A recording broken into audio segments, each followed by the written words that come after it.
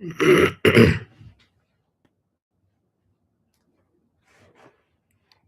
we live? We are live. What's going on, folks? It's your friendly neighborhood Professor Cag, swinging through the hallways, highways, and byways of a local Zoom room near you. Excuse me. Welcome to our English C1001 YouTube Live. Drop some love in the chat if you are in the class with Cag.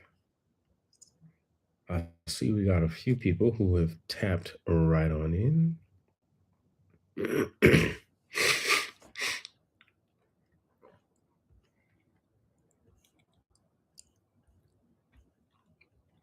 I need to see.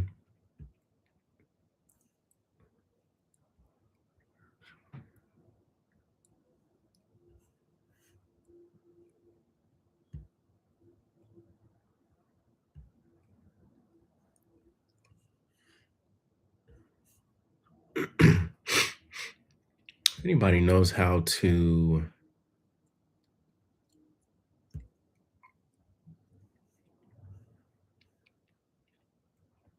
post a chat in the feed, that would be pretty cool. Let me know if you know how to do such a thing.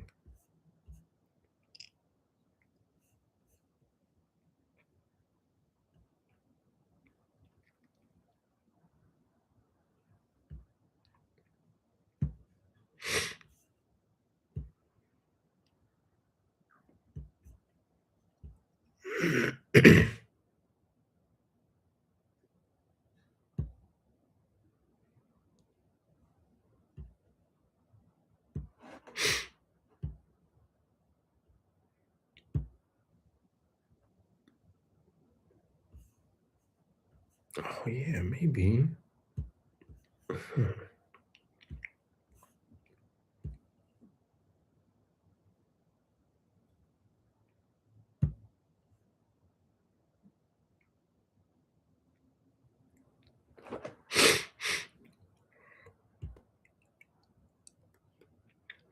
Ah.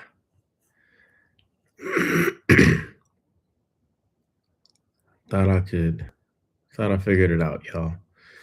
Okay, so it's okay.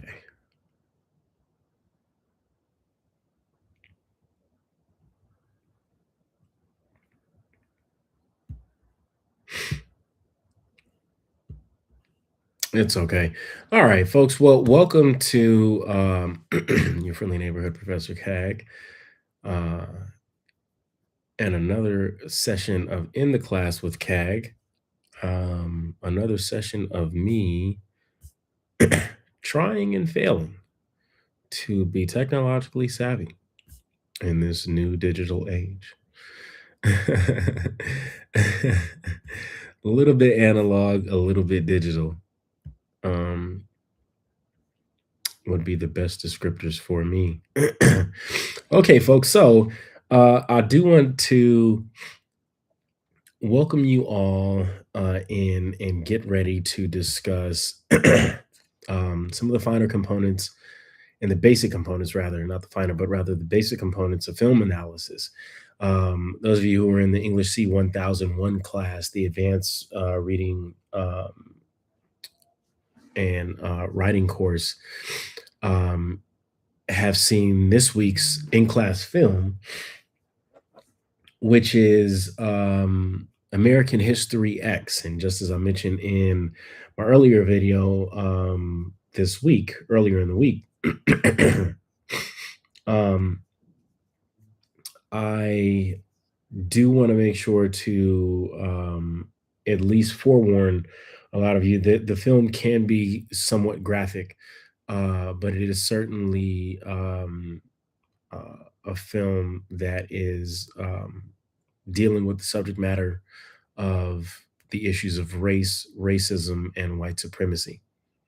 Um, So I do want to give you all a heads up, more so, not really so much because of the topics, but rather because of the level of violence that's actually in there. It's a somewhat notable film, particularly because of one scene in particular, a very gruesome scene, which is otherwise known as the in scholarship it was actually referred to as the curb stomp scene, right?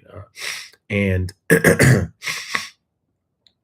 um, I just want to give you all a bit of forewarning about that particular level of violence because it is indeed quite graphic. So you can certainly you'll know when the scene is about to actually occur because the gentleman is outside. It's night. It's in a black and white scene, and he makes a he's directing the gentleman in a very slow pace. So around that time, if you start to notice it, right, boom, click pause, stop, collect yourself, um, and then just kind of work your way through it. But I do want to give you all that bit of a forewarning. Um, and also too, speaking of that particular scene, that's what I want to talk with you all about today. Not so much that specific scene, but rather scenes in particular, right? And how to identify key scenes that can be broken down, right? Um, through critical analysis for our film analysis essays. Okay. So give me just a second. I'm going to actually pull up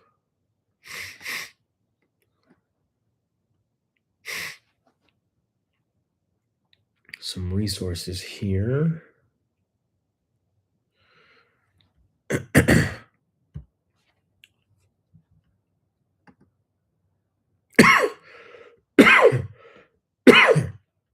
Excuse me. I'm so sorry about that. Heck, my sinuses are draining. That means that the weather is going to change very soon. Oh my goodness. Okay. So, there are a couple of things that I want to kind of highlight for us. So, let's take a look at the film, or excuse me, the writing assignment prompt itself, so we can get right on into it.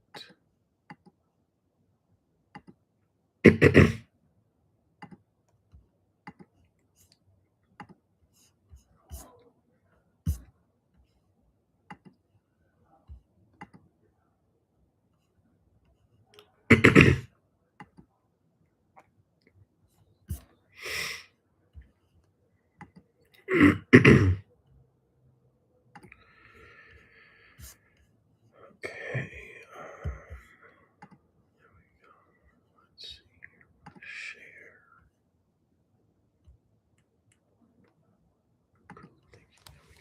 Share. Okay, so you all should be able to see, whoops, my screen.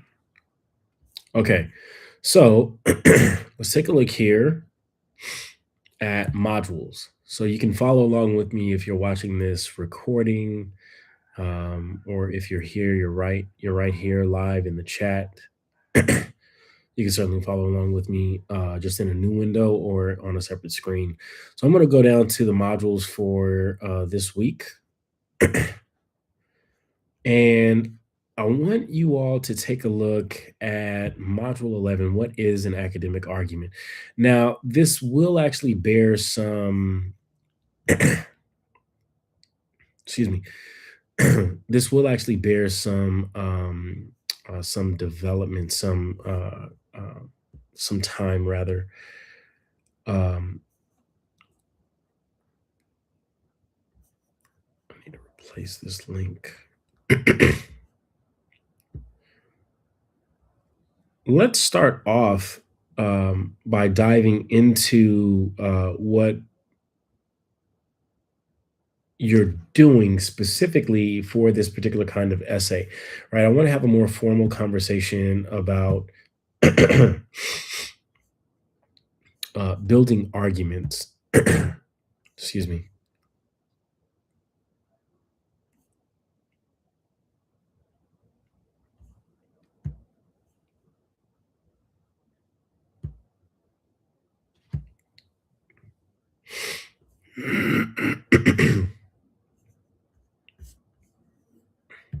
Goodness gracious. My my sinuses started draining out of nowhere.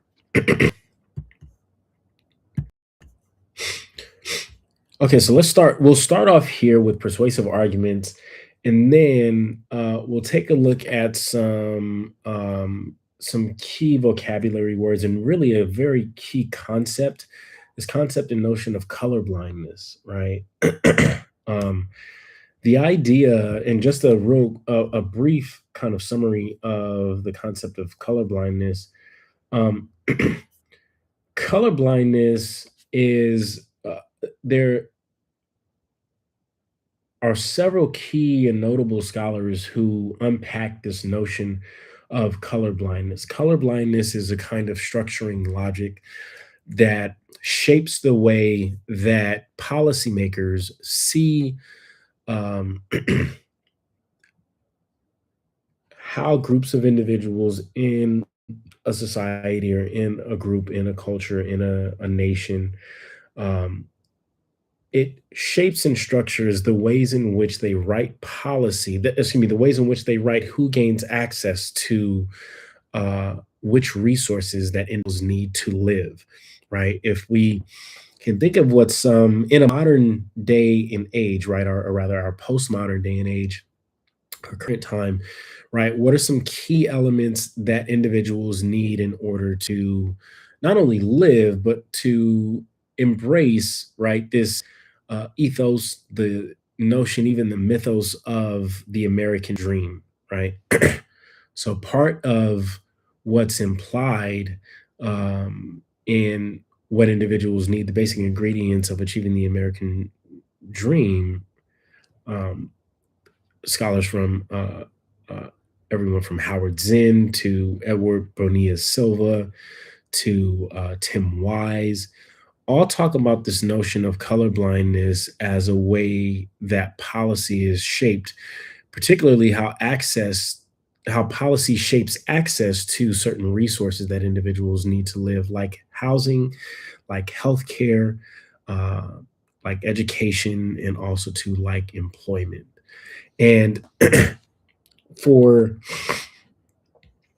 um, the majority of Americans, as far back as the 1970s, at least according to former New York State Senator Daniel Patrick Moynihan, who was very famous for making the speech where he was introducing this concept, this notion, and the rationale of colorblindness being woven into policy, specifically social policies at the federal level and also at the state level.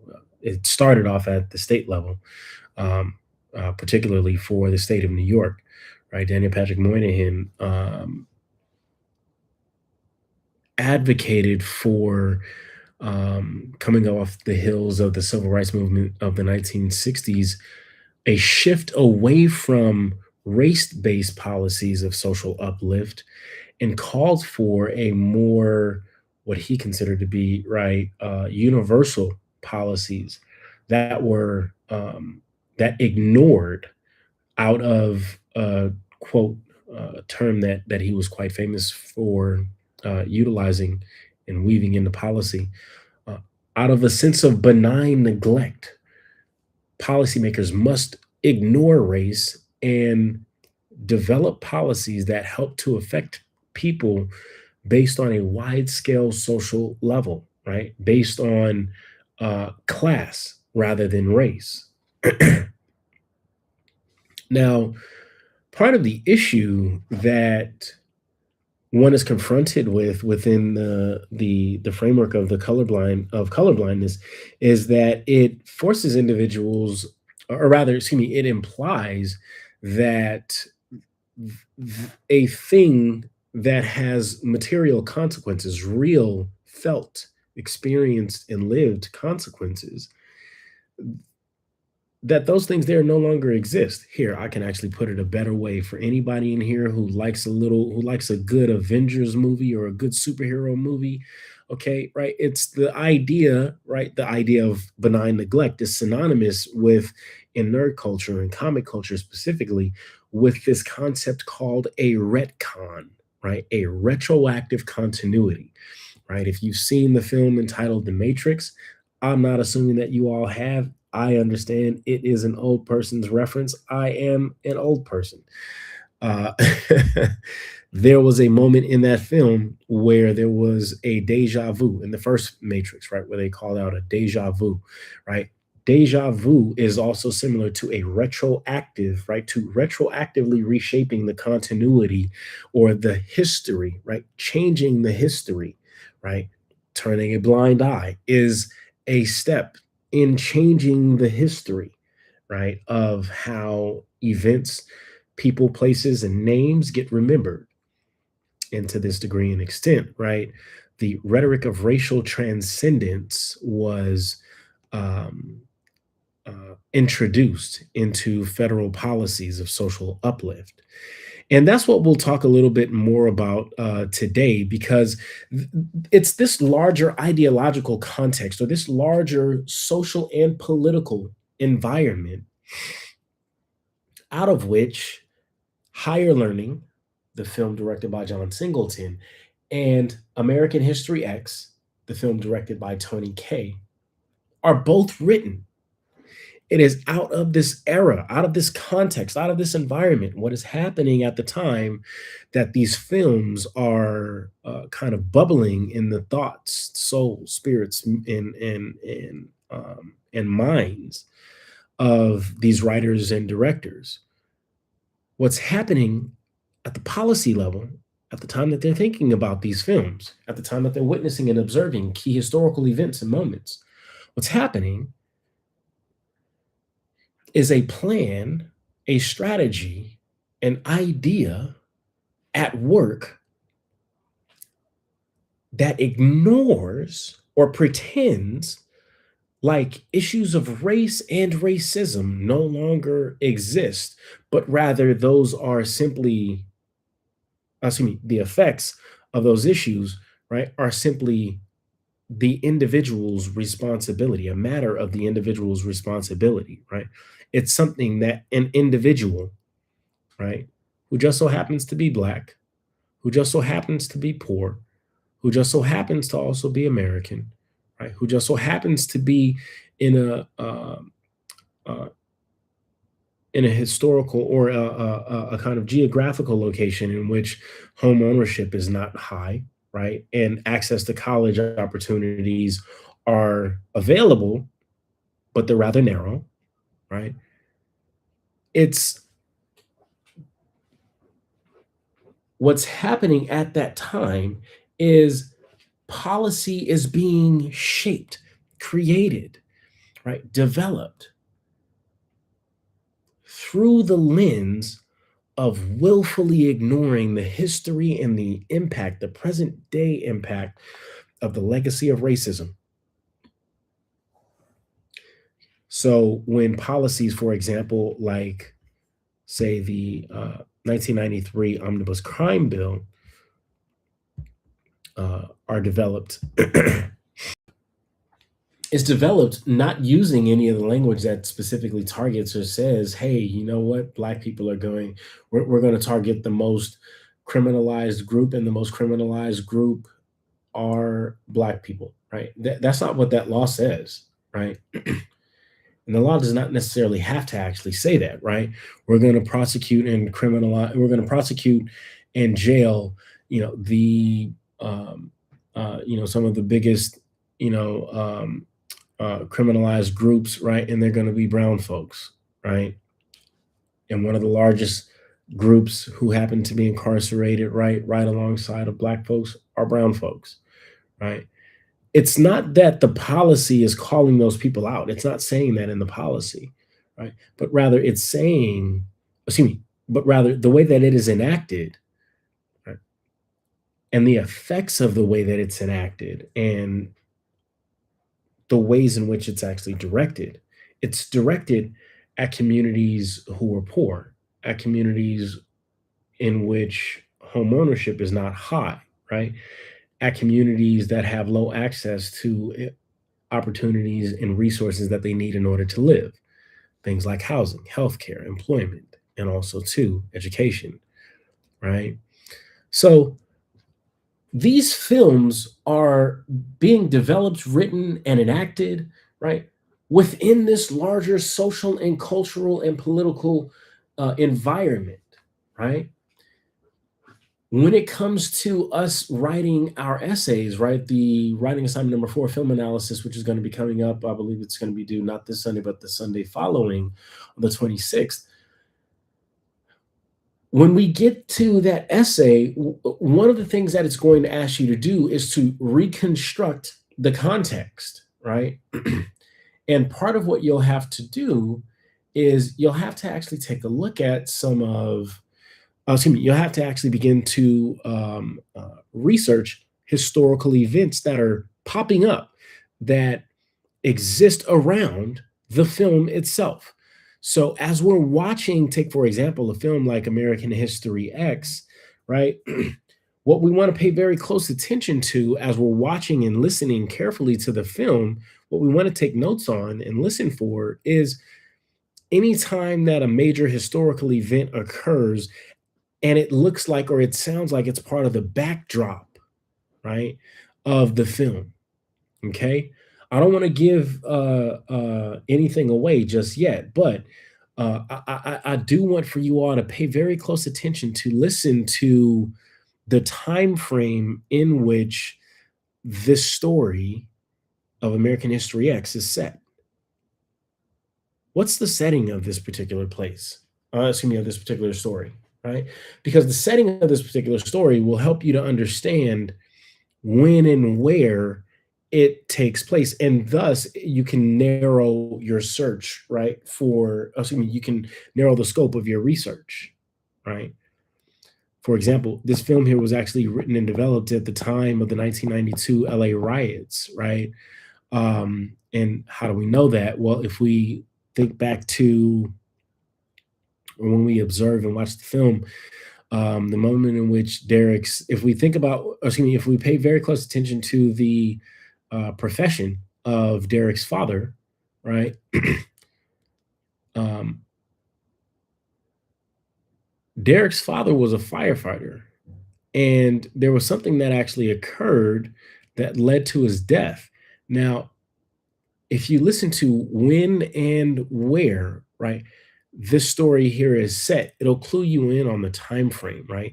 This is actually a story that's set during the time that's leading up to the 1992 LA rebellion, right?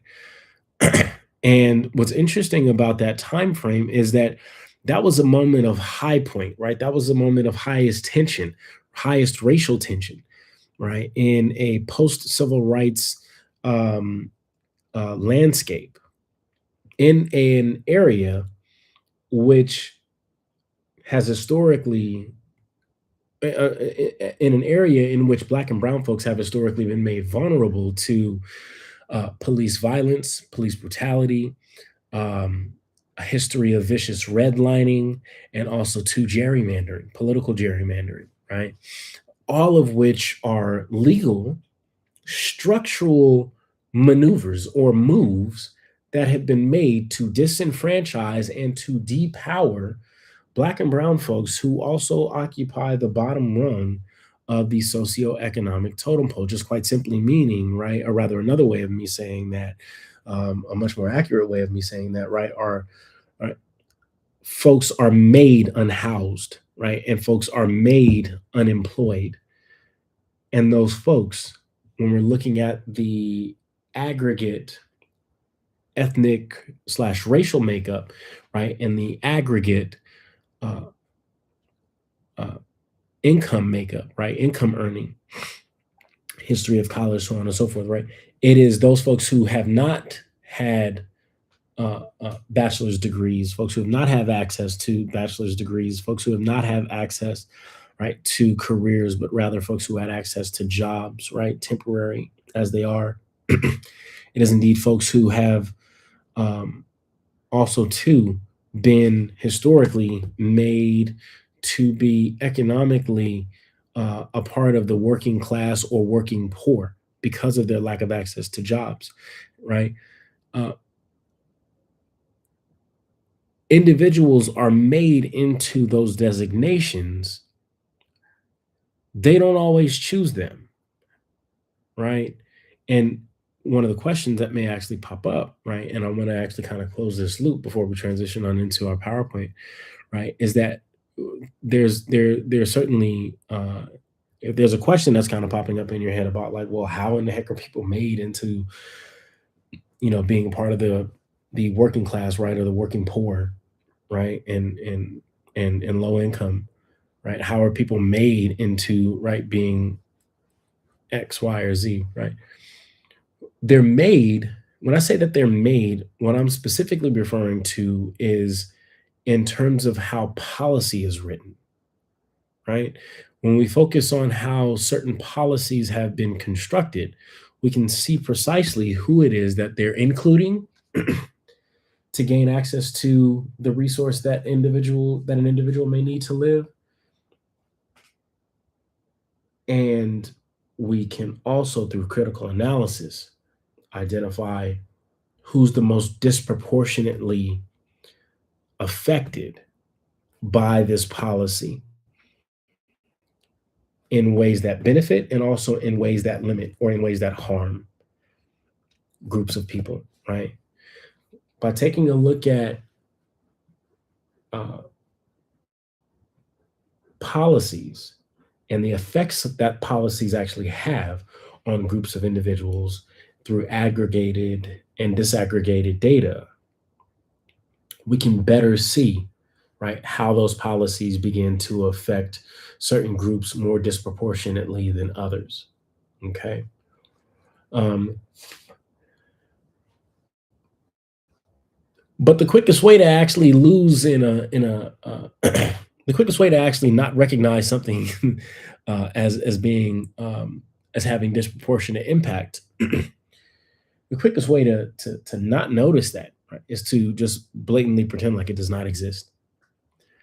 And so this happens to be the state out of which, or excuse me, the environment out of which these films that we've been watching have been created. And because that was a part of the environment, that was the major baritone, the major rhythm, the major drum beat of um, the environment in which those films there were shaped. The films themselves function as a rejection, or rather, a response to that environment, right? Uh, so, to that extent, if the film itself is a response to what they see as a problem that exists within a particular environment, right? Then that response, i.e., that film, falls under the category, qualifies under the category of being a persuasive argument. Let's break it down. What are arguments, right? So arguments ask two questions, right? One of two questions. They lead with one of two questions. One, the first one being, right, how does change affect people in a society, right? Another kind of question that guides arguments forward, right, is how do people affect change in a society, right? And the change could actually stand for a multitude of things. That's why it's in brackets, right? It could be substituted with another concept, right? So, like, for example, how does policy affect people in the US, not just a society, right? Anytime you see the brackets, right, that means that there's something that could be substituted for it, right? So, what we want to actually think about is how does X affect people in Y, right?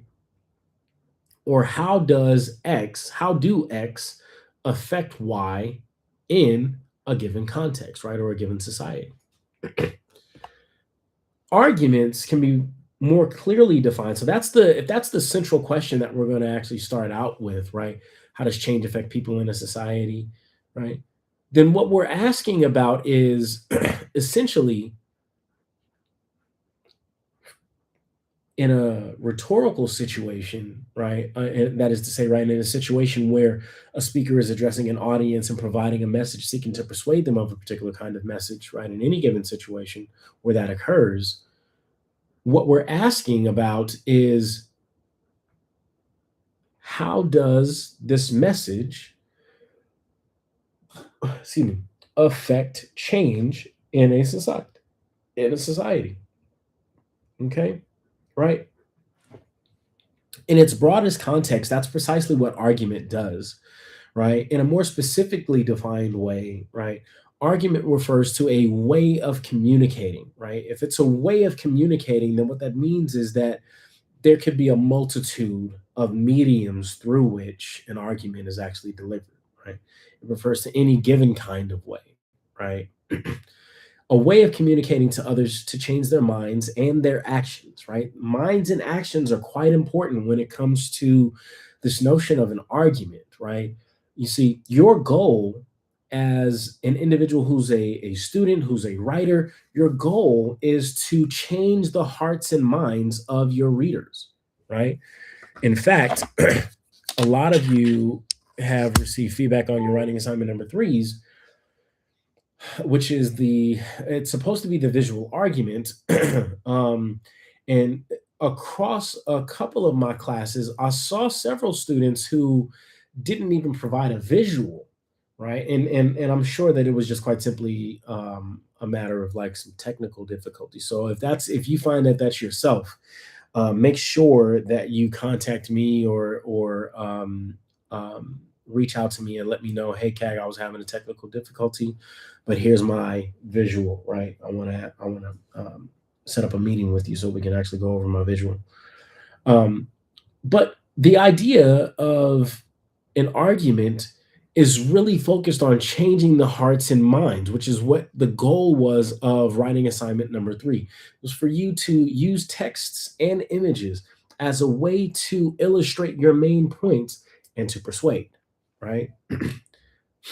Thus, through the presentation of persuasive appeals, especially evidence, logic, and good reasons, right? Arguments seek to change the minds of others, right? Through a way of communicating, through any given way of communicating. Okay. Now, one of the key words and phrases within that definition of that more formal definition of an argument, and I do want you all to study and memorize this definition here. It's vitally important. It will show up on our final exam. One of the key phrases within that definition of argument is this notion of persuasion, which we were first introduced to by Socrates, Plato, and Aristotle, particularly Aristotle, right? Actually, really specifically, Erica Lindemann, right, in her essay entitled "What is Rhetoric?" Right? Uh, Persuasion, which refers to the art, excuse me, which is the specific kind of art that belongs in a larger category of rhetoric, right? At least according to Aristotle, can be defined as the means by which a speaker makes their argument effectively, right? The means by which the speaker or writer makes their argument effective, right? And so specifically what's referred to as persuasion, what we mean by persuasion, what we're referring to there is ethos, logos, and pathos, right? An author's use of ethos, logos, and pathos, right? How an author establishes their credibility and trustworthiness between them and their audience, right? See, what I noticed in a lot of your writing assignment number threes is that y'all didn't really seem to have an argument, right? There was no message to that you were trying to persuade individuals of. And for those of you who did have a message, one of the other hurdles that we ended up actually running into, or that I observed, was that if you did have a message, right, there was no persuasion to it. There was no establishment of ethos, right? There was no use of evidence, logic, good reasons, right, to support whatever message might have actually been present, right? There was, and but not with any particular kind of rationale or strategy, a lot of pathos, but that was just quite simply, for those of you again who actually submitted the visual parts, right? That was just quite simply as a result of the selection of images, right? The use of images and imagery didn't necessarily follow, right, a particular kind of rationale. So let me give you an example here, right, on this slide, okay? So notice here, right, through the use of argument, excuse me, sorry. Argument is defined as a way of communicating to others to change their minds and actions through the presentation of persuasive appeals, especially evidence, logic, and good reasons. Like, for example, this advertisement right down here, right? What do you notice? What do you see? What stands out? One, the color red, certainly, right? Here we see a lot of the topics and subheadings, including the product itself, right? Kind of draped in or outlined in red, right? Key numbers, right, are outlined in red, right? Notice what else do we see here, right? There's a bit of pathos that's at work. What else is in red, right? One of the models who's actually one of the swimsuits that the models is actually modeling uh, is also red, right? And it resonates with the red numbers, with the red subtitles, so on and so forth. So clearly, there's a logic and a rationale that this advertisement for Hydroxycut sought to employ when they linked, right, the swimsuit of a woman with the major numbers, right?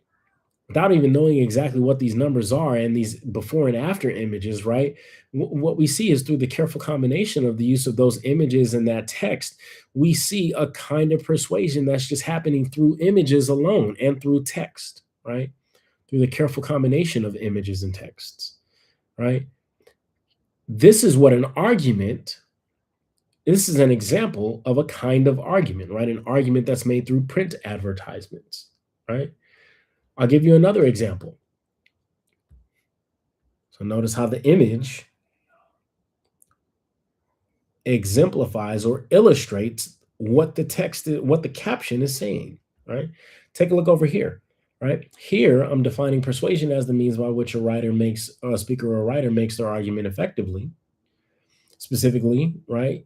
Rhetorical appeals like ethos, logos, and pathos. Ethos refers to trustworthiness and credibility, right? Even authority or knowledgeable authority, right? Um, Authority that comes from knowledge, right? Authority that comes from expertise, right? Which is symbolized by the college grad, right? With the diploma, right? Logos, which is represented or which speaks to the rationale, logic, right? Strategic maneuvering, which is exemplified by the chess pieces down here, right? By the chessboard, by the game of chess, right? And then pathos, which speaks to the emotional appeals, which is represented by this crying, cute little baby.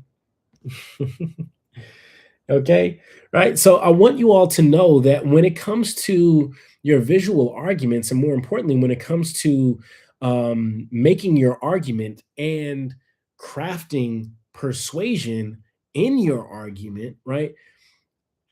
For example, you have to show your readers what it is that you're seeking to persuade them on. You have to demonstrate to your readers your thinking, right? You have to demonstrate your rationale. How do you do that? Well, in the visual argument, particularly, right, you want to use both text and images. I did not see a lot of that in a lot of the writing assignment number threes that were actually presented. Okay. And that's uh, that your grade ends up suffering, and those of you can look over at your comments and your grades on writing assignment number three, and you'll actually see that your grades actually suffer as a result of your arguments not being persuasive, right? Not demonstrating, not establishing your ethos, right? Not demonstrating any type of logos, right? And only relying exclusively on the images, or excuse me, on the pathos of the images that you have copied and pasted from Google. That's another thing that I actually saw. You have to create this meme poster visual argument for writing assignment number three. A lot of you ended up actually scoring um, not as high as you should have because you didn't actually follow the instructions, right? Your job in that writing assignment number three was to create your own meme, right? Not to copy or do a Google search, copy the image and then paste it and certainly not to cite it. That's called plagiarism, which is what many of you I noticed ended up doing, right? Unwittingly, I get it, right? But a lot of you ended up actually engaging in plagiarism for your writing assignment number three, because you just quite simply copied and pasted a bunch of images from Google. That's not what this asks you to do. You can't create an AI. Well, I guess no, no, you can't create an AI image of this, right? It's not just one image that you need to create. That's the problem. You see, a lot of the submissions that I actually received only tried to, without even using any text, they just quite simply turned in an image, right? Or one sheet, right? Look at these different forms of persuasive writing, y'all. Like, you could do any one of these for your visual arguments. You can create an advertisement. Clearly, we see advertisements can employ ethos, logos, and pathos, right? So it's not a y'all took the easy way out. That's what I noticed. If I can speak quite candid and frank to you all, a lot of my students ended up trying to take the easy way out, and your grade suffered for it. So I certainly want to help you to revise those writing assignment number threes, folks. Come and see me in office hours. So that way we can set up some time just to discuss office hours. I mean, just to discuss writing assignment number three. And really, what I think that it might be is a bit of a gap in terms of the assignment and your understanding of the relationship between argument and persuasion, right? So that's what I want to actually do here today is go over what is an argument. How do you build an argument? So these here, you're surrounded by arguments. That's the thing, right? Everything is an argument. Advertisements, editorials, speeches, propaganda, right? Reviews that you see on YouTube, right? Blogs or vlogs, video blogs, right? And yes, of course, persuasive essays, right? So for example, here's an advertisement. This is actually a part of a commercial. This is a Snickers commercial where we have good old Betty White. Now, those of you who don't know anything about Golden Girls, shame on you. No, I'm teasing with y'all. Nah, yeah, Golden Girls is like an old school TV show with like a bunch of old ladies who were just the most entertaining individuals on weekend television back in the day. But this is one of the major actresses from that show entitled Golden Girls. Her name is Betty White. And here she's in a Snickers commercial where this is an advertisement trying to convince their audience, primarily an audience of just your average Americans, kind of middle aged, really to young aged individuals and older elderly folks, right, to buy a Snickers, right, a candy bar, right? Editorials in magazines.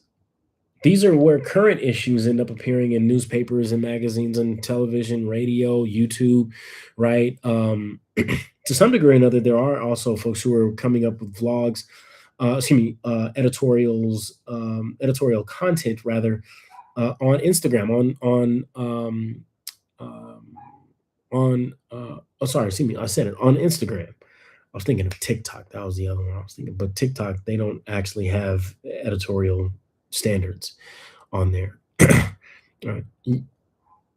Instagram doesn't itself as a platform have standards, editorial standards, but rather you can find newspaper outlets, right? Former newspaper outlets with Instagram accounts and their editorials in those IG posts, right?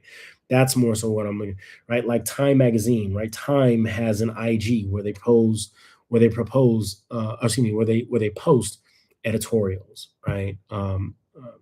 New York Times, LA Times, so on and so forth, right? The Jacobin, right? The Nation, so on and so forth, right?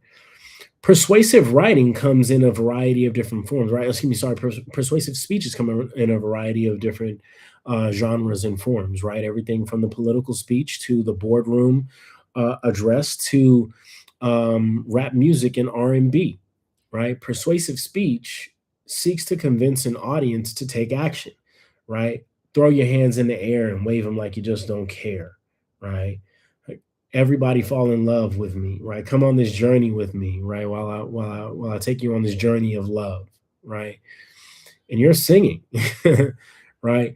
Um, right when your boss, right, or when administration actually gives, some new directives, right?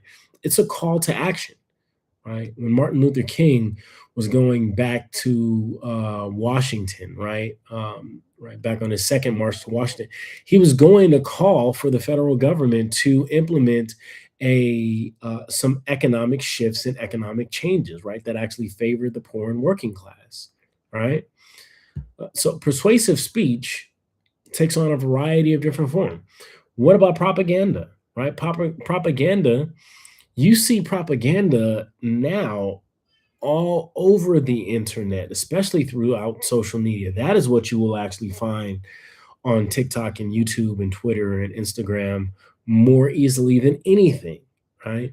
You'll find them literally in the ads with the blue check marks, right?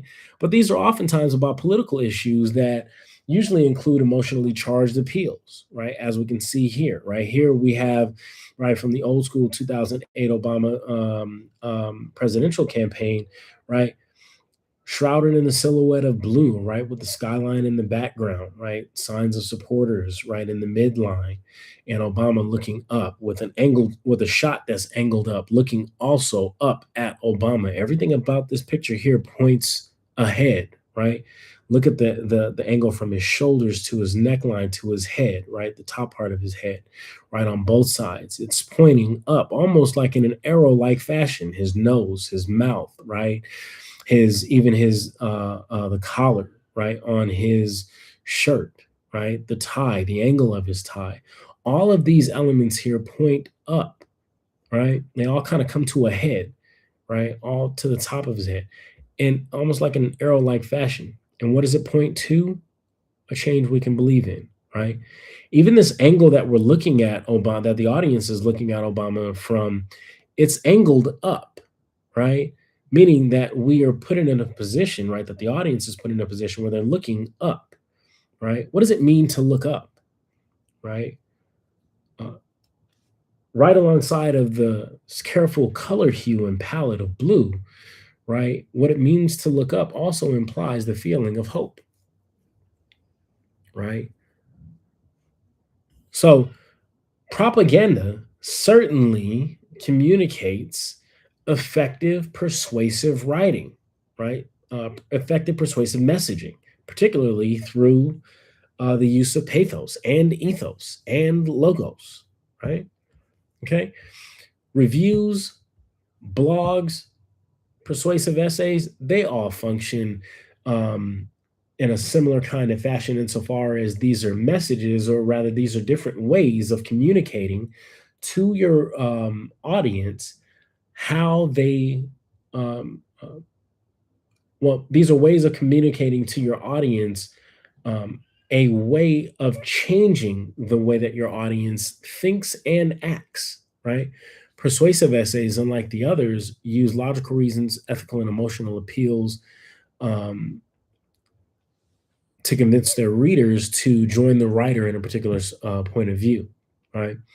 And all arguments to this extent, right, in trying to get people on your side, right, all arguments uh, begin from a particular and specifically identified social problem, right? Good arguments respond to specific problems, right? Like Barbara Ehrenreich in, oh shoot, they can't play my video right here. Okay, well, there's going to be a short clip that I actually have from American Democracy, or sorry, the American Ruling Class is a documentary from Barbara Ehrenreich that was produced in the early 2000s, or probably early 2010s, early to mid 2000s, um, in which she's actually discussing the social problem of that a lot of Americans found themselves on after the passage of the 1996 Welfare Reform Act, where they were, as a result of the shifts and changes to the policy, federal policy, assistance to families with dependent children, or in other words, AFDC. uh, After a change was initiated to that policy, an amendment was made to that policy, right, that transformed the aid, the length of time that an individual was able to receive the aid from unlimited to 4 years, with a requirement to um, get a job, right? Whatever job was available that would hire you. uh, what Barbara Ehrenreich is kind of introducing here is the struggle for those low wage workers, right? For those workers who have to find whatever job they can find, typically in the low wage work sector, right?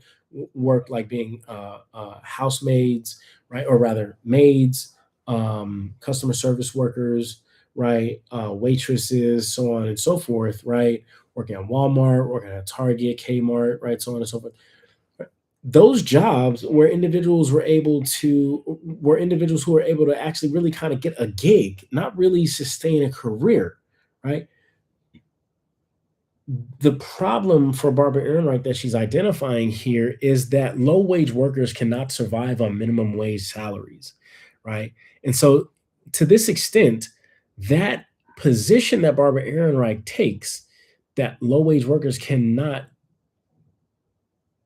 survive on minimum wage salaries, right? That's in response to the policy change, right, of the Welfare Reform Act of 1996. Good arguments respond to specific problems, especially social and political problems. And to that extent, arguments do at least one thing. They not only respond to specific problems, but in responding to a specific social problem, you have to justify a claim. You have to provide a claim. You have to respond to the problem in the form of a claim. And when you respond to the problem in the form of a claim, right? Low wage workers cannot survive on minimum wage salaries. You have to also to support or justify that claim with logical reasons, rationale, and support, persuasive support. Right? You have to justify that claim through persuasion, right? Good writers use arguments as a way to explore, to research, that is to say, to gather up information, right, from a variety of different perspectives, right? A chorus or a collective of perspectives.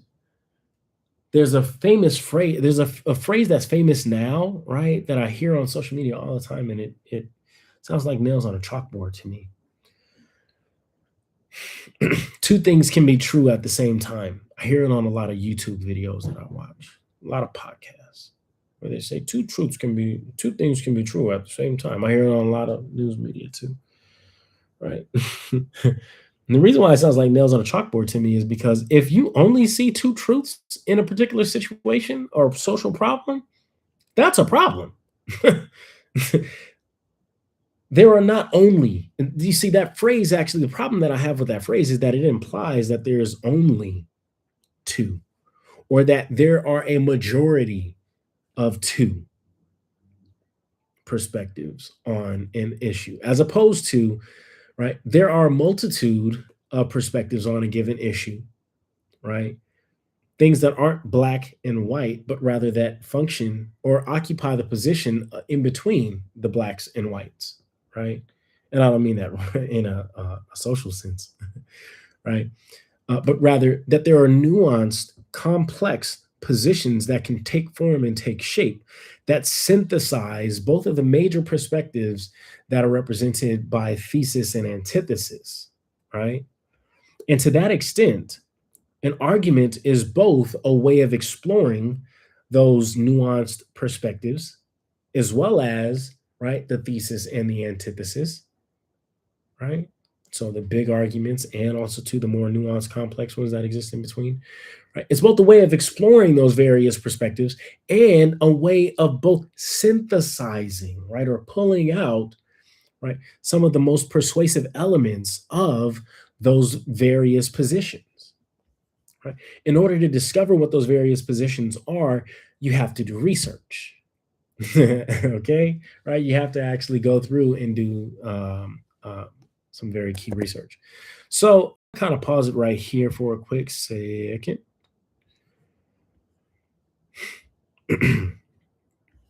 And let's take a look at where we can do some research.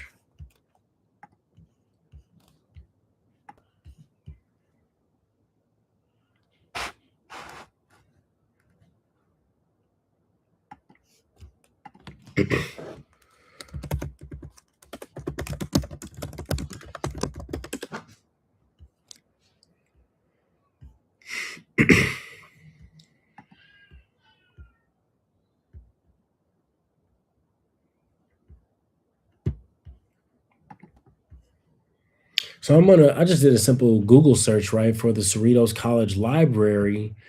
And what I want to do here is I want to actually explore. I could look at Wikipedia. I could just quite simply type in on a Google search, right? I could do some research on a particular topic, right, via Google search. But what I really want to do, the problem with doing a simple Google search, like just a generic Google search, is you don't really get the refinement, the level of refinement in terms of the quality of sources that Google actually searches for. You don't actually get the refined quality or the good stuff, right? um it's quite useful, Google is, in collating data, pulling together data or websites and information sources that are the most popular, right? When you do simple Google searches, right? They don't necessarily evaluate or kind of pull through for like the most credible or right the most well researched information. No, you have to actually go into certain settings and kind of modify it in order to do that. However, there is a way, a different place that you could actually go and find, do some research, do some simple searches, and then pull up some uh, credible, well researched, highly credible, and well researched information. And that's our Cerritos College Library research databases, right? So, as you saw, I just did a simple Google search for Cerritos College Library. The first link that came up took me right here. Follow along with me as I go over to the research databases and then do some exploration. I want you to write down these specific research databases. Okay, we're going to go after we click on research databases. This gives you a note on how to log in. For students, you want to log in using your Cerritos ID and password, just like you would log on to the on-campus network, okay? Now, I'm going to go over here to databases A through Z because there's a specific one that I want to actually show you all, okay?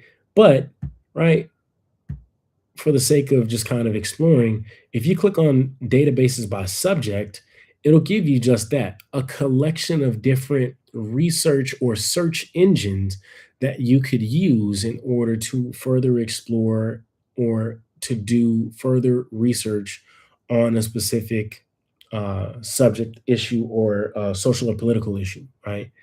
So, for example, if I wanted to learn more about, education or history or literature, right? If I wanted to go and kind of search, do a search for popular news magazines, right? I could click on newspapers and magazines and then click on academic search Premier, where I'll have to log on in and I could actually type in some of my I can actually type in some of my research topics into any one of these um, research databases. Me, there we go. There we go. Okay.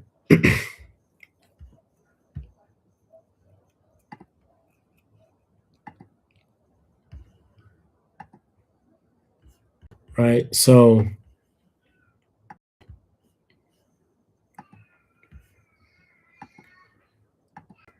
this is what the Academic Search Premier research engine looks like, right? So here, right, I could do a variety of different searches, right? I can type in, right, the LA 1992 riots, right? And when I do a search for the LA 1992 riots, right, what pops up? So here, all the results, here's some images. I have 280 results, right? And I have this showing 10. I can increase that to 30 or 50, 20 if I wanted to. I'm going to keep it at 10. And I can organize it based on the relevance, right, of the terms that I searched, or I could organize it based on chronology, right? So I could have the newest items come up first or the oldest, right? Um, we can start off with the newest. That's not a problem. Okay. So what you want to look for are these items here that are described with the yellow check mark that say peer-reviewed academic journal, right? Even if you don't find a peer-reviewed academic journal, what will also come up are journals that are in non-peer-reviewed studies, right? Or journals that are in non-peer-reviewed mediums, okay?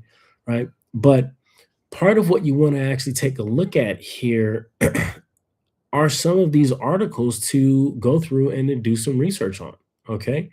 Right. So, one way that you can begin to kind of think through these texts, right? Because there's 280, that's a lot to actually kind of look through. I don't even want to just kind of start diving in, just, one by one, because it doesn't really provide me with a plan. When I'm doing research, it's always important that I reduce to the lowest common denominator. Okay. Think Migos, think Drake, think um, mumble rap. Okay. Future. You want to say something very simple, yet very powerful and very effective. That's what you want to, sorry, not say, but that's what you want to, that's how you want to narrow down your search, right? To those things that are very simple, very powerful, and very persuasive, right? So here in I could do an advanced search, right? I could kind of provide some expanders here, right? But if I want to reduce from 280 resources down to something a lot more manageable, I can come over here and start tailoring my search. So if I want, I can do only peer reviewed text, right? Uh, Full text. I don't want any references. I could, right? I may or may not want to do like a cover story, right? But let's say that I just want to, on my first pass, do full text and peer reviewed text. Do I want to actually specify the publication date, right? Since it's 1992, all dates would work fine, right? Do I want to kind of pull from specific databases? It looks like I only have one, right? Source types, looks like I have 196 academic journals, 40 magazines, 23 newspapers, 13 book reviews, and right, two trade publications, right, which is really like kind of the industry craft, right? I'm gonna actually go for magazines. Well, excuse me. If I want to actually get a deeper understanding from a, sources that have extremely high levels of ethos, right? High scholarly ethos, I'm going to look for academic journals. I'm going to look through academic journals. That'll reduce my search from 280 to 196. If I want to get a clearer sense of like what the popular perception of or popular accounts of LA 1992 riots were, right, then I could narrow my search down to down to magazines and newspapers, right? Um, if I wanted to see what books were actually written, then I would narrow my search down to the book reviews, right? When it comes to source types, this will help to narrow your search into something much more manageable by selecting the careful combinations or even individual markers of any one of these source types that are listed here. Okay, right? So it's important for us to actually know how to navigate our way through research, just quite simply by reducing and simplifying our search. Okay. That's all I wanted to kind of highlight for you there, folks. Um, in a lot of ways, so let's tie it back into the PowerPoint presentation and specifically the lecture on composing your logical reasons and supporting details that support your arguable claim. Okay. These are the resources that you want to actually look through and that you want to actually pull specific quotes from, right? An exercise that I like to do is I like to do dialectical journals on the sources that I actually pull for articles that I'm researching, that I'm using for my research, right? So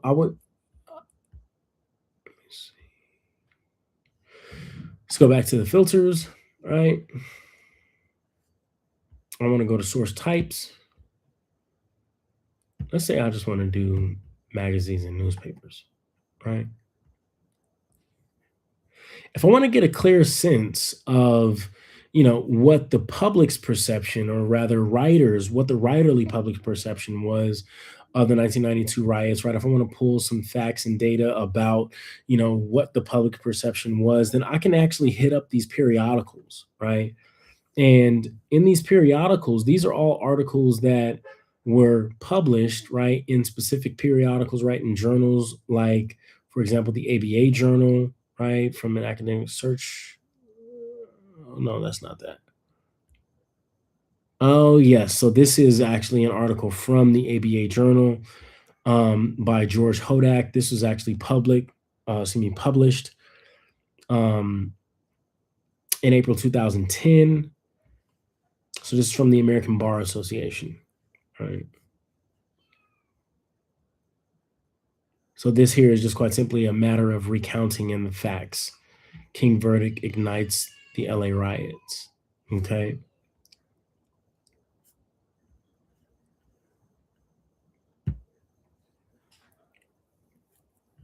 Looking for justice. This is actually published in the Network News, right, from 1992. Right, a gang truce breaks ground, holding the peace after the LA rebellion. Right. See here, it gives you the entire article, right? And you can actually go through and read it and pull specific information that helps you to describe the larger context out of which the film, either Higher Learning and or American History X, was created out of, right? Was spun out of, right? This here is where you go to actually do your research on the context. Is how you gather information on it. Okay. All right, folks. So I did want to actually show you that, and that was how you access. That was just quite simply a search that we did that took us through the academic topics by subjects. Now, I can actually go back to show you all, right, through databases A through Z. Now, if you have specific projects that you want to actually kind of look at, right, if you know what resources you want to actually use, I'm going to show you a couple here that are very, very friendly for students, and they're just really good at putting some information together for y'all.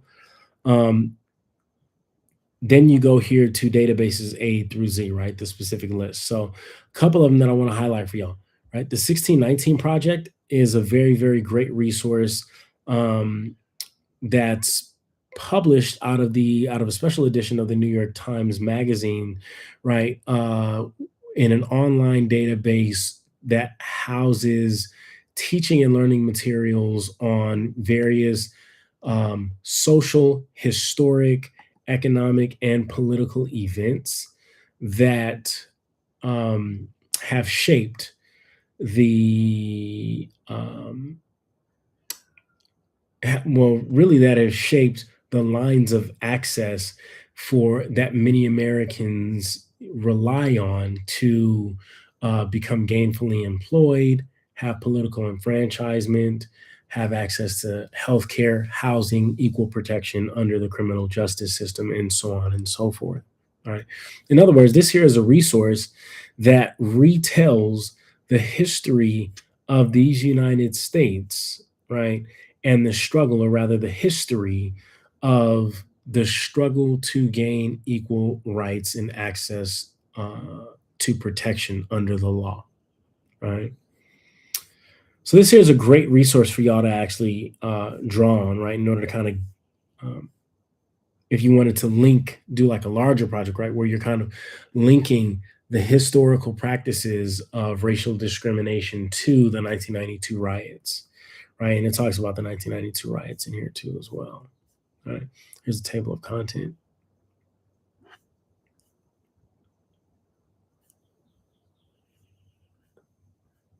Specifically for the contributors. All right. Here's where you'll actually find the table of contents.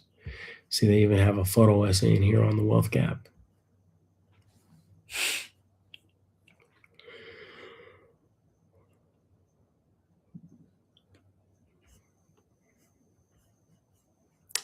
So that's one database that you could use. Another one that I like for y'all to use is called procon.org, right? So that's under the P's. Oh, you know what? They might have actually changed the name. Oh, what did they change the name to? Not a no. Actually, no, here. So I'll take that back.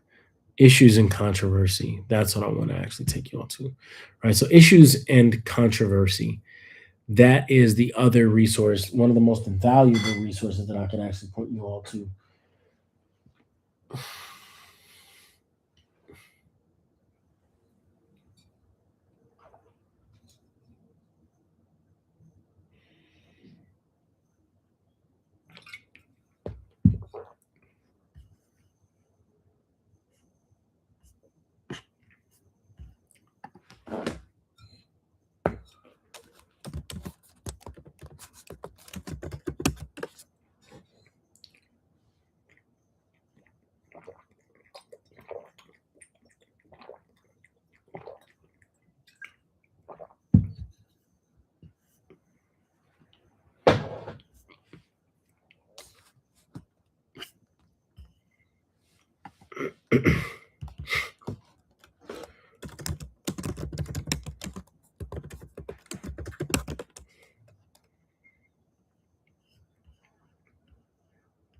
There we go. Right. So here we see, right, chronology, key events, and the history of police brutality and reform. 1770, 1787. Here's a timeline for the history of race, police brutality, and the 1990 that led up to the 1992 riots. Right. So this is essentially just a collection of different resources that y'all could. This database here provides you with a different collection of different resources that y'all could actually use in order to develop a stronger understanding of um,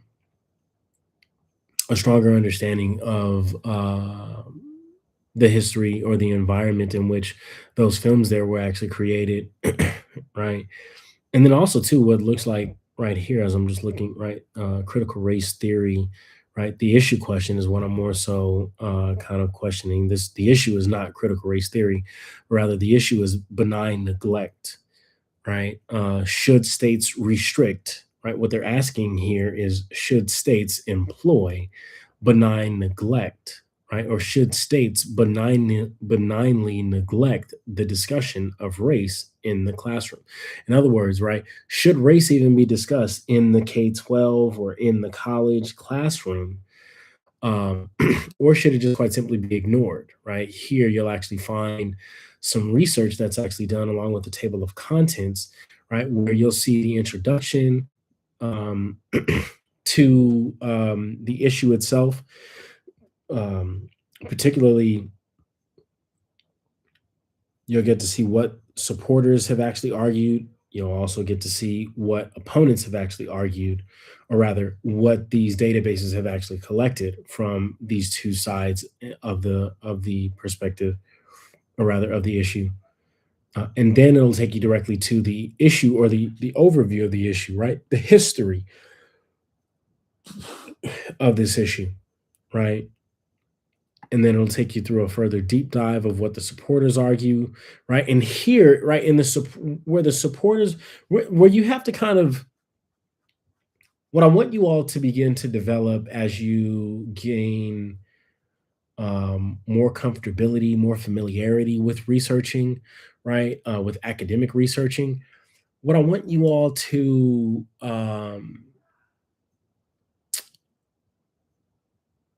develop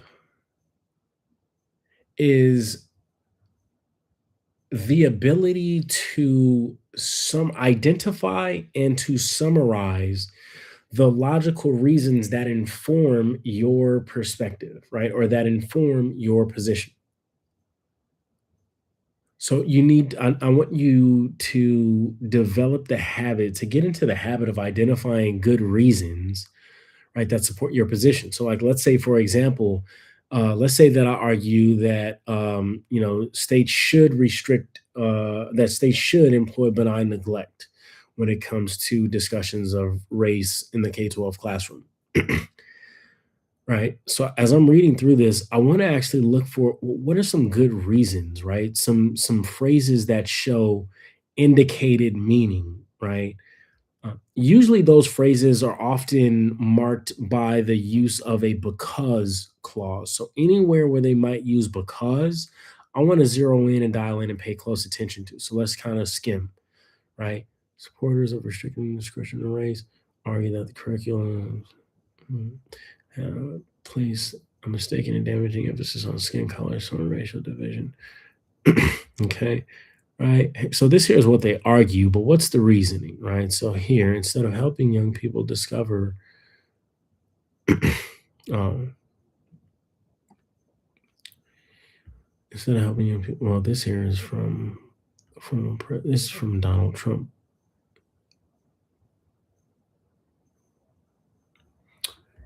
Far from it.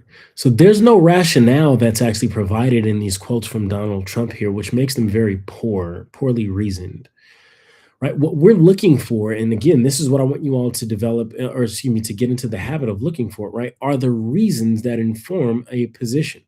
What is the rationale here, right? CRT, anti-racism, similar ideologies, proponents of limited classroom discussion of race assert threaten to leave children of color, right, with the mistaken identity that their color of their skin is of supreme importance, that it will determine their experience in the world, right, and that being a victim of white oppressors is an essential part of their identity. Okay. So it looks like this is where they're making and providing the major claims, not only the major claim, but also too where they're laying out the rationale, right? So CRT, anti-racism, and other similar ideologies, proponents of limiting classroom discussions of race assert. Okay, so here's how this reads, because this is quite cumbersome. CRT, anti-racism, and similar ideologies um, threaten to leave children of color with a mistaken idea that that the color of their skin is of supreme importance. That's one rationale, right? That's one logical reason, right? So, um, you know, one can make the argument, right, that in response to this question, right, should states restrict the discussion of race in classrooms, right? So for an individual who responds in the affirmative, who argues or takes up the position, schools should restrict the discussion of race in the classroom setting, in the K-12 classroom settings. For folks who occupy that position, the first sentences of these paragraphs here are providing you with the rationale, with the reasons, right? Or rather, with the reasons that this website here is actually gathered from those who also agree. So they argue, one, that CRT, anti-racism, and similar ideologies, right, threaten to leave children of color with the mistaken idea that the color of their skin is of supreme importance. That's the first logical reason. The second logical reason why they argue that that the discussion should be limited is that they threaten those ideologies, right? Uh, threaten that it will determine their experience in the world, right? I'm not sure who makes that particular claim, um, but it is indeed one of the rationales for why an individual would argue to restrict the discussion of race, right? And then thirdly, it threatens that those ideologies threaten that being a victim of white oppressors is essentially a part of their identity. The underlying implication with this last one being that being a victim of white oppressors is not an essential part of one's identity or of a person of color's identity, right? Um, Again, I'm not sure who actually makes that claim. This rationale here, to me, you'd be hard pressed to actually find individuals who are on the opposing side who are arguing these things at all. Um, I don't know anybody who's arguing that um, being a victim of white oppressors is an essential part of one's identity, right? When James Brown came out with "Say It Loud, I'm Black and I'm Proud," that ain't really had nothing to do with ain't really had nothing to do with being no victim of nobody's white oppressors. Last time I checked, like, when when James Brown came out with "Say It Loud, I'm Black and I'm Proud," that was more of a protest anthem that was affirming more than anything, right? When Marvin Gaye comes out with "What's Going On" in 1971 in protest of the Vietnam War, right, where he sings the song "Mother, Mother, Father," "Father, Father," right? We don't need to escalate. See, war is not the answer. Only love can conquer hate. That doesn't sound like somebody is making the argument that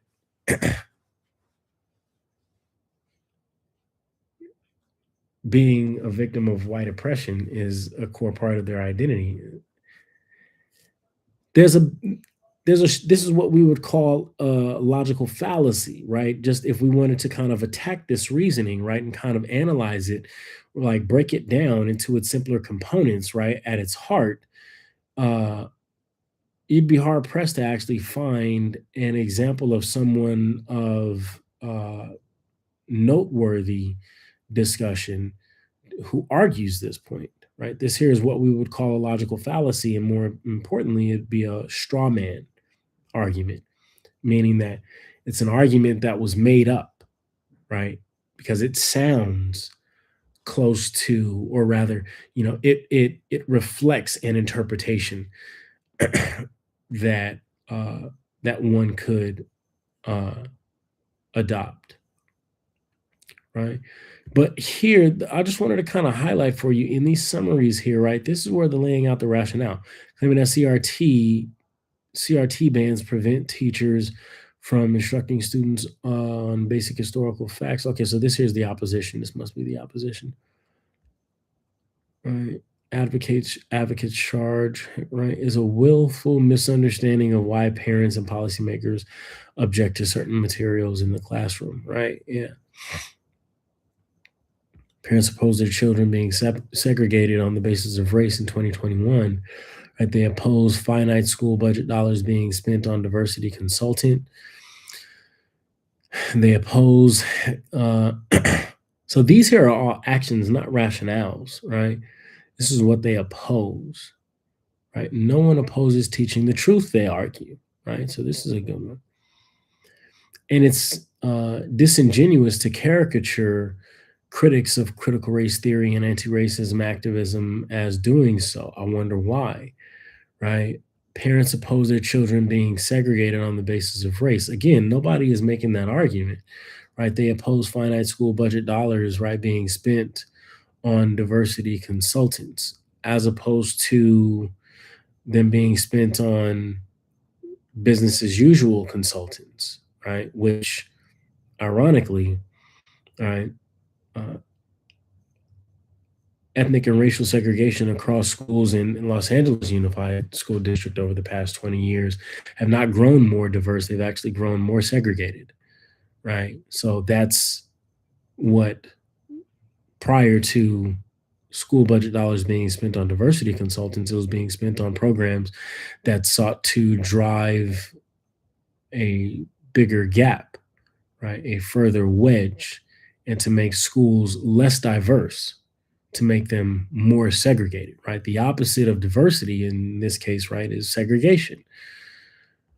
They oppose their school districts, right, making active efforts to hide and obscure controversial lessons for families, right? They oppose children being taught that showing your work in math class is white supremacy culture, right? And being forced to locate themselves on an opposition matrix, right? These are the things that they actually oppose, right? So if you could find some examples of individuals actually doing this, or rather, if these individuals in this research could find examples of individuals who are actually doing this, then their position would be better supported. But you would have to go through and read through the rest of what the supporters of this stance actually argue, and then likewise, you would have to go through and read and pull out some of the reasons and rationales for what the opponents argue, right? One of the other major things that I love about this particular resource is that it provides you all with discussion questions. And any one of these discussion questions, right, could certainly be grounds for like not this film analysis essay, but for like a research analysis or a research argument essay, right? Writing assignment number 5. What is critical race theory? How have its major tenets helped shape conversations surrounding race today? Right. So there's a research question that's actually embedded here, right, in this question. This would be a great topic for a research paper, right? This question number 1, both parts of it. All right. Same thing with questions number 2, 3, all the way down through 4 and 5. The other thing that I love about it, see, remember I mentioned Richard Delgado. Actually, no, sorry, I didn't. I said Edward Bonilla Silva, who talks about critical race theory, right? But here's some additional resources on the topic itself of critical race theory and um, racism, right? Here's some key words that are also provided along with a larger bibliography of resources that are provided, a collection of not only other scholarly resources, but also two popular news media articles that you could dive through in order to, right? So you don't have to always do a kind of Google search in order to find good, well researched, strong ethos, very well developed sense of trustworthiness, right? Kind of sources. You don't have to get that stuff from Google. Go through our library databases and resources, right? Because not only are they cool, right, but they're already vetted, right? That's the cool thing about them, right? And then they have a chronology.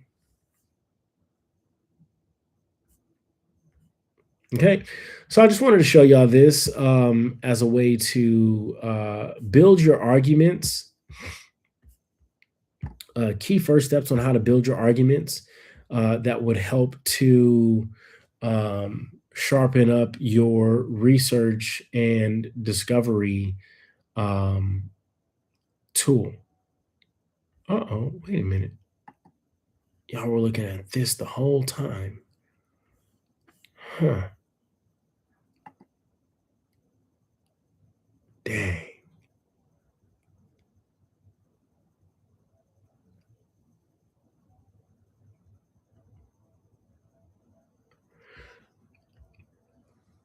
Okay, folks. So I am going to wrap it up here. Next week we'll actually take we'll take a look at some key scenes from both of the films. American History X and Higher Learning, and we'll break them down. I'll walk you through how to carefully analyze and pick apart certain scenes.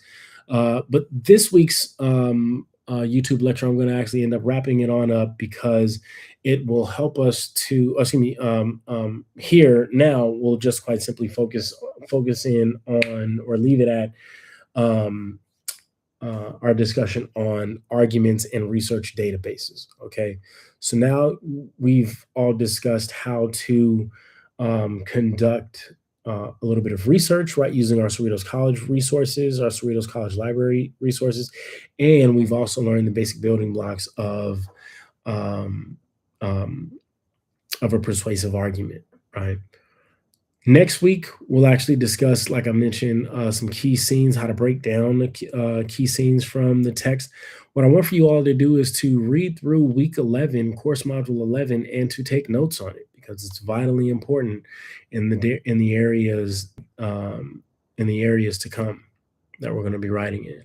Okay.